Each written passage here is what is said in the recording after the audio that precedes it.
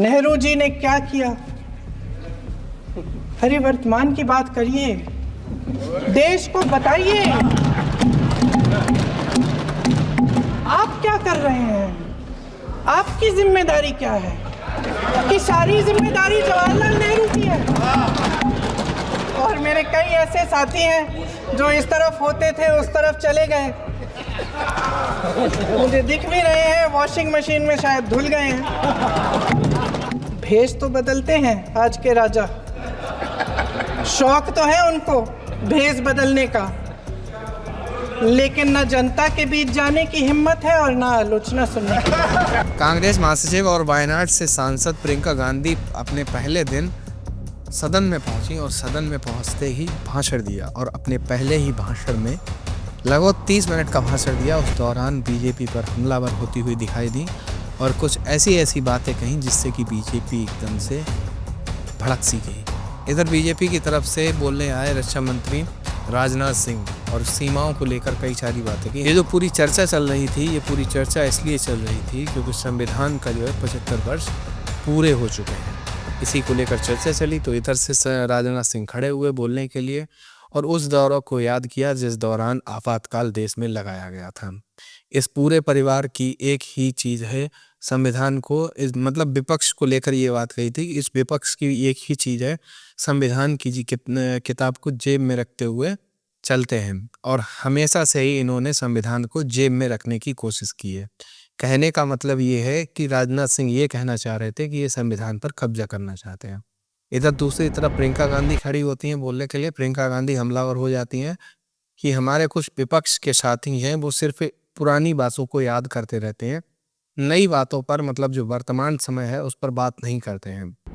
जो भी जिम्मेदारी थी नेहरू की जिम्मेदारी थी, जवाहरलाल नेहरू की जिम्मेदारी थी और पुराने नेताओं की जिम्मेदारी थी। इस टाइम के नेताओं की कोई जिम्मेदारी नहीं थी। ये जो वाक्य है ये है प्रियंका गांधी। मतलब पहले खड़े हुए राजनाथ सिंह, बाद में खड़ी होती हैं प्रियंका गांधी। तो इस तरह से दोनों में जो है वो एक दूसरे पर हमलावर होते हुए दिखाई दिए। अब इस पूरी वीडियो में आप आगे भी देखिए क्या क्या कहते हैं राजनाथ सिंह और प्रियंका गांधी। हालांकि इससे पहले आपको बता दें कि प्रियंका गांधी जो है वो पहला अपना भाषण दे रही थी।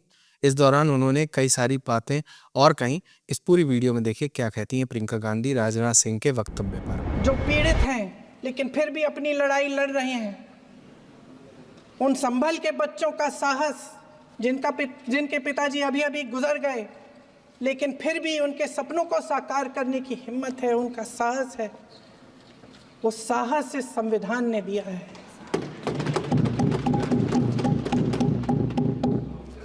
वो आत्मविश्वास इस संविधान ने दिया है। ये देश भय से नहीं चल सकता, ये देश साहस से ही चलेगा। आज संसद में बैठे हुए सत्ता पक्ष के मेरे साथी ज़्यादा से ज़्यादा अतीत की बातें करते हैं। 1921 में क्या हुआ, कब हुआ, नेहरू जी ने क्या किया? अरे वर्तमान की बात करिए, देश को बताइए आप क्या कर रहे हैं, आपकी जिम्मेदारी क्या है? कि सारी जिम्मेदारी जवाहरलाल नेहरू की है।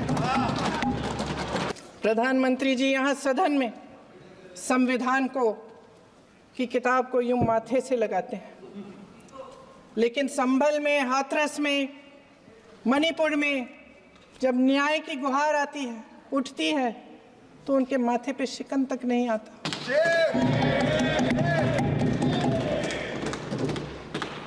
शायद समझ नहीं पाए हैं कि भारत का संविधान संघ का विधान नहीं है।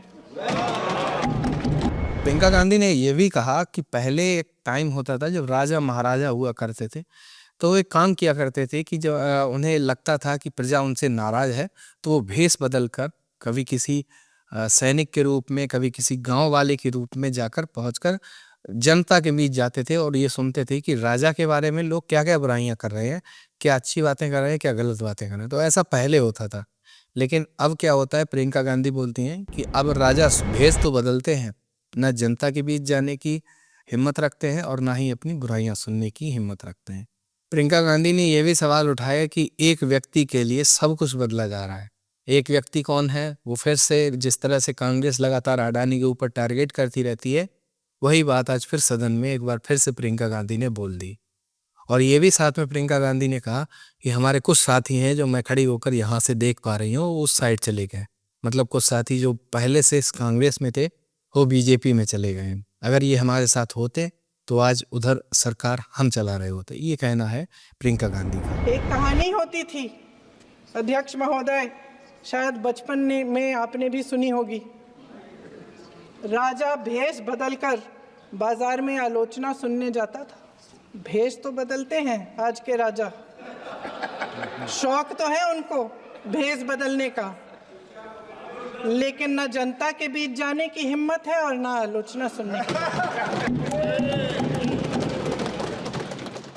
ये देश कायरों के हाथों में ज्यादा देर तक कभी नहीं रहा है।